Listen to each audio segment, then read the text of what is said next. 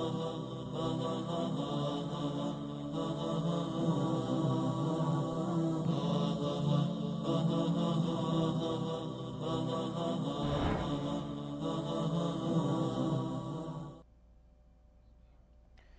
اللہ الرحمن الرحیم لک الحمد ربی آخرا و باطنا اولا و آخرا لک ربنا المحامد كلها تطرا لک ربنا المحامد ظاہرا و باطنا اشہد ان لا الہ الا اللہ وحدہ لا شریک لہ العلی قدرا و قہرا و اشہد ان محمدا صلی اللہ علیہ وسلم اما بعد۔ ناظرین، اسلام کی اعلیٰ ظرفی، اسلام کی اعلیٰ ظرفی کا مطلب یہ ہے کہ اسلام نے واجبات کے بعد ہمیں ایک ایسی سہولیات عطا کی ہیں کہ جن سہولیات کو ہم استعمال کریں تو اسلام ہمیں 2 گنا 3 گنا بلکہ اتنا اجر دیتا ہے کہ جتنا ہم نے کبھی سوچا بھی نہیں ہوگا۔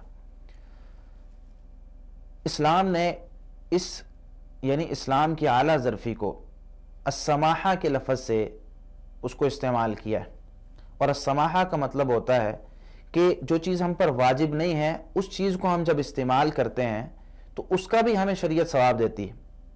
مثال کے طور پر ایک چیز ہم پر واجب ہے، کسی کا حق ادا کرنا ہے، حق ادا کرنے میں ہم کچھ اضافی کام کرتے ہیں تو اس کو احسان کہتے ہیں۔ اگر ہم کسی سے اچھے طریقے سے ملتے ہیں، ہنس کر ملتے ہیں، اس کو طلاقت الوجہ کہا جاتا ہے، یعنی کھلے چہرے سے ملنا۔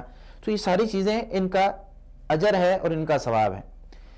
اسلام ایک ایسا وسیع اور آسان دین ہے، جتنا بڑا ہے اتنا آسان ہے، یعنی اس میں ہمیں ہر چیز ملے گی لیکن ہر چیز آسانی کے ساتھ ملے گی۔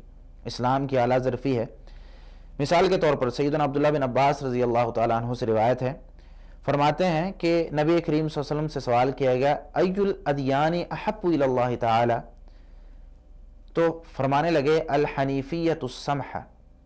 نبی کریم صلی اللہ علیہ وسلم سے سوال کیا گیا کہ دینوں میں سے کون سا ایسا دین ہے جو اللہ رب العالمین کو سب سے زیادہ محبوب ہے، اللہ عز و جل سب سے زیادہ اس سے محبت کرتے ہیں؟ تو آپ صلی اللہ علیہ وسلم نے فرمایا کہ ایسا دین جو بالکل آسان ہو، جس میں سہولت ہو۔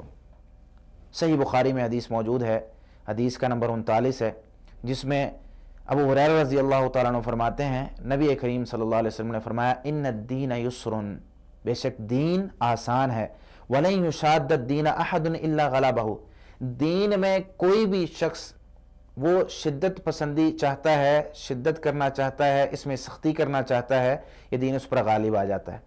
کیا مطلب؟ کہ جب بھی بندہ دین میں آسانیوں کو چھوڑ کر تنگیوں کی طرف جاتا ہے تو پھر یہ دین اس کو کاٹ کر رکھ دیتا ہے، یعنی وہ انسان پھر تنگیوں میں اور سختیوں میں چلا جاتا ہے۔ آپ صلی اللہ علیہ وسلم نے حکم دیا فَسَدِّدُوا وَقَارِبُوا وَأَبْشِرُوا وَاسْتَعِينُوا بِالْغَدْوَةِ وَالرَّوْحَةِ وَشَيْءٍ مِّنَ الدُّلْجَةِ، لوگوں کشادہ، اپنے آپ کو کشادہ کرو، لوگوں کو خوشخبریاں سناؤ، وَقَارِبُوا، لوگوں کو اپنے قریب کرو، وَأَبْشِرُوا، لوگوں کو خوشخبریاں سناؤ، وَاسْتَعِينُوا بِالْغَدْوَةِ وَالرَّوْحَةِ وَشَيْءٍ مِّنَ الدُّلْجَةِ، اور صبح شام اور رات کے کچھ حصے میں عبادت کر لیا کرو، یہ کافی ہے۔ یعنی اللہ رب العالمین نے کچھ چیزیں ہم پر فرض کی ہیں، لیکن سب سے پہلے فرمایا آپ صلی اللہ علیہ وسلم نے ان الدین یسر، دین بہت آسان ہے، دین بہت آسان ہے۔ اس دین کو آج ہم نے بہت مشکل بنا دیا۔ دین اسلام نے ہر مرحلے میں ہمارا خیال کیا، ہر مرحلے میں، عبادات میں آپ دیکھ لیں، معاملات میں آپ دیکھ لیں، آپ کسی بھی چیز کو اٹھا کر دیکھ لیں کہ دین اسلام ہمارا خیال رکھتا ہے، لیکن ہم اس میں اپنی طرف سے سختیاں پیدا کرتے ہیں۔ مثال کے طور پر کچھ مثالیں میں آپ کو سناتا ہوں۔ سب سے پہلے آپ صلی اللہ علیہ وسلم نے یہ ارشاد فرمایا، مسند احمد میں حدیث ہے، جلد 3 ہے، صفحہ 27 ہے، جس میں آپ صلی اللہ علیہ وسلم ارشاد فرماتے ہیں اسمح یسمح لک، لوگوں سے درگزر کرو، لوگوں کو معاف کرو، لوگوں پر احسان کرو، تم پر احسان کیا جائے گا، لوگوں کو معاف کرو، تمہیں معاف کر دیا جائے گا۔ لوگوں پر احسان کے ساتھ ساتھ لوگوں سے کھلے چہرے سے ملنا، کھلے چہرے سے لوگوں سے بات کرنا، اچھے طریقے سے بات کرنا، یہ جب لوگوں کے ساتھ ہمارا معاملہ ہوگا اس میں دنیاوی فائدے بھی ہیں اور اخروی فائدے بھی ہیں۔ مثال کے طور پر ایک حدیث ہے جس میں نبی کریم صلی اللہ علیہ وسلم نے ایک آدمی کا ذکر کیا جو جنت میں صرف اس وجہ سے جائے گا، وہ زیادہ کوئی نیکیاں نہیں کرتا تھا، واجبات کے بعد کوئی زیادہ نیکیاں نہیں تھی اس کے پاس، لیکن صرف اس وجہ سے کہ وہ شخص لوگوں کو جب قرضہ دیتا تھا تو اس میں سہولت کرتا تھا۔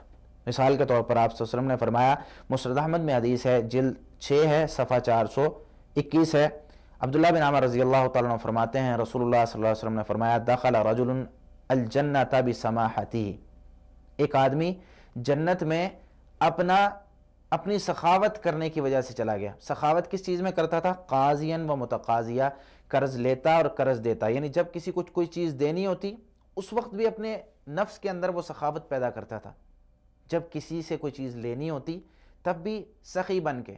مثال کے طور پر میں نے کسی کو قرض دیا ہے، اب میں قرض جس کو دے چکا ہوں اس سے میں طلب کرنے جاتا ہوں، بھائی میں نے آپ کو قرض دیا تھا، اس قرض کو ادا کرنے کا وقت آ گیا۔ وہ بیچارہ کہتا ہے کہ بھائی میرے پاس فی الحال نہیں ہے، میں بہت تنگ ہوں، میرے ابھی حالات کچھ تنگ ہیں، میں ابھی آپ کو نہیں دے سکتا۔ یہ شخص کیا کہتا ہے؟ کوئی بات نہیں، اللہ تم پر آسانی کرے، 1 مہینے بعد دے دینا، 10 دن بعد دے دینا، یا جب تمہارے پاس ہو تب دے دینا۔ ہاں اسے ضرورت ہے تو اس کو کچھ کہے کہ بھائی مجھے جلدی چاہیے۔ ہاں اگر یہ سختی کرنا چاہے تو کر سکتا ہے، یہاں پر سختی کرنے کی اجازت موجود ہے کیونکہ اس نے اپنا حق لینا ہے، لیکن اگر یہ شخص نرمی کرتا ہے اس کا کیا فائدہ ہے؟ نبی کریم صلی اللہ علیہ وسلم فرماتے ہیں کہ یہ آدمی جنت میں چلا جاتا ہے۔ کتنا چھوٹا سا عمل ہے، کوئی بہت بڑا عمل نہیں ہے جس کو ہم اتنا بڑا عمل سمجھتے ہیں، یہ بہت بڑا عمل نہیں ہے، ایک چھوٹا سا عمل ہے جس کی وجہ سے ایک آدمی جنت میں جا رہا ہے۔ اس سے واضح حدیث قرض کے اندر اور خرید و فروخت کے اندر، خرید و فروخت میں صحیح بخاری میں حدیث موجود ہے، بلکہ اس سے پہلے ایک قرض والا واقعہ ابو قتادہ رضی اللہ تعالیٰ عنہ سے مروی ہے جو کہ صحیح مسلم میں 1563 نمبر پر ہے۔ ابو قتادہ رضی اللہ تعالیٰ عنہ نے ایک آدمی کو قرض دیا ہوا تھا۔ یہ اس ابو قتادہ رضی اللہ تعالیٰ عنہ اس آدمی کو ڈھونڈنے کے لیے نکلے، اس آدمی کو ڈھونڈنے لگے تو وہ آدمی کہیں چھپ جاتا، کبھی کہیں چھپ جاتا، وہ آدمی سامنے نہیں آ رہا تھا۔ ابو قتادہ رضی اللہ تعالیٰ عنہ پریشان ہے، تو اچانک ایک دن وہ آدمی سامنے آیا۔ ابو قتادہ رضی اللہ تعالیٰ عنہ کہنے لگے، بھائی کہاں ہو؟ تم نے میرے پیسے دینے ہیں، تم میرے سامنے کیوں نہیں آتے؟ وہ کہنے لگا انی معسر۔ ابو قتادہ رضی اللہ تعالیٰ عنہ کہنے لگے اللہ، وہ کہنے لگا واللہ اللہ او کما قال، وہ کہنے لگا میں تنگ دست ہوں، میرے پاس پیسے نہیں ہیں آپ کو لوٹانے کے لیے، اس لیے میں آپ سے چھپ رہا تھا۔ ابو قتادہ رضی اللہ تعالیٰ عنہ فرمانے لگے اللہ کی قسم کھاؤ، اللہ کی قسم کھا کے کہو کہ تم تنگ دست ہو۔ وہ کہنے لگا اللہ کی قسم میرے پاس ابھی پیسے ادا کرنے کے لیے نہیں ہیں۔ ابو قتادہ رضی اللہ تعالیٰ عنہ کہتے چلو کوئی بات نہیں، جاؤ معاف کیا۔ پھر آگے حدیث بیان کی، کہنے لگے فَإِنِّي سَمِعْتُ رسول اللہ صلی اللہ علیہ وسلم یقول، میں نے رسول اللہ صلی اللہ علیہ وسلم کو فرماتے ہوئے سنا تھا، فرما رہے تھے من سرہ ان ینجیہ اللہ من کرب یوم القیامہ فلیتنفس عن معسر او وزع عنہ او کما قال، جو شخص یہ پسند کرتا ہے، رسول اللہ صلی اللہ علیہ وسلم نے فرمایا جو شخص یہ پسند کرتا ہے کہ قیامت والے دن قیامت کی مشکلات، قیامت کی اس پر جو آزمائشیں آنی ہیں اس سے اسے چھٹکارا مل جائے، جو شخص یہ پسند کرتا ہے، جس کو یہ بات اچھی لگتی ہے، وہ کیا کرے؟ فَلْيَتَنَفَّسْ عَنْ مُعْسِرٍ، معسر یعنی جو تنگ دست ہے، جس کو قرض دیا تھا، جس سے کوئی چیز لینی تھی، اس پر آسانی کرے، او یزع عنہ، یا اس کو معاف کر دے، اس کا قرضہ معاف کر دے۔ قیامت کی پریشانیاں، قیامت کے دکھ یہ ختم ہو جائیں گے۔ اسلام نے ہر موقع پر ہم پر آسانیاں کی، ہم اس کو جو ہے اپنے آپ پر ظلم کرتے ہیں۔ اللہ رب العالمین، نبی کریم صلی اللہ علیہ وسلم نے کیا فرمایا؟ صحیح مسلم میں حدیث ہے ان اللہ کتب الاحسان علی کل شیء، اللہ تعالیٰ نے ہر چیز پر یہ بات فرض کر دی ہے کہ تم نے احسان کرنا ہے، یعنی احسان کا مطلب یہ ہے کوئی بھی کام کرنا ہے اس کو اچھے طریقے سے کرنا ہے۔ پھر آگے وضاحت کی فَإِذَا قَتَلْتُمْ فَأَحْسِنُوا الْقِتْلَةَ، جب کسی کو قتل کرنا ہے جو اچھے طریقے سے قتل کرنا ہے۔ مثال کے طور پر اگر کسی کافر کے ساتھ جنگ ہو رہی ہے، اس کو تڑپا کر اس طریقے سے قتل نہیں کرنا کہ انسانیت بھی کانپ اٹھے، اس کو قتل کریں اگر اس کا قتل بنتا ہے، وگرنہ اس کو قتل نہیں کرنا۔ حد لگانی ہے تو اچھے طریقے سے حد لگائیں، یہ نہیں کہ لوگوں کو ایسے طریقے سے حد لگائیں کہ انسانیت بھی کانپ اٹھے کہ یہ کیا ہو رہا ہے، تو ایسا طریقہ استعمال نہیں کرنا۔ آگے آپ صلی اللہ علیہ وسلم فرماتے ہیں وَإِذَا ذَبَحْتُمْ فَأَحْسِنُوا الذِّبْحَ، جب جانوروں کو ذبح کرو تو اچھے طریقے سے ذبح کرو، وَلْيُحِدَّ أَحَدُكُمْ شَفْرَتَهُ وَلْيُرِحْ ذَبِيحَتَهُ، اور چھری تیز کر لو، اور ایک روایت میں چھری جانوروں کے سامنے تیز نہیں کرنی چاہیے، جانوروں کو اس سے تکلیف ہوتی ہے، وہ دیکھتے ہیں کہ کیا یہ ہمارے لیے جو ہے وہ چھری تیز کی جا رہی ہے، تو جانوروں کو اس چیز سے تکلیف ہوتی۔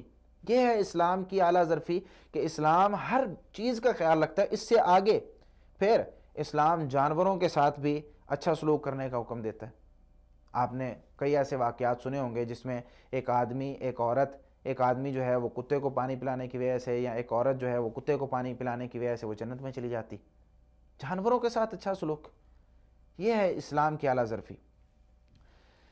نبی کریم صلی اللہ علیہ وسلم ارشاد فرماتے ہیں، صحیح الجامع کے اندر روایت موجود ہے، المؤمن یألف و یؤلف.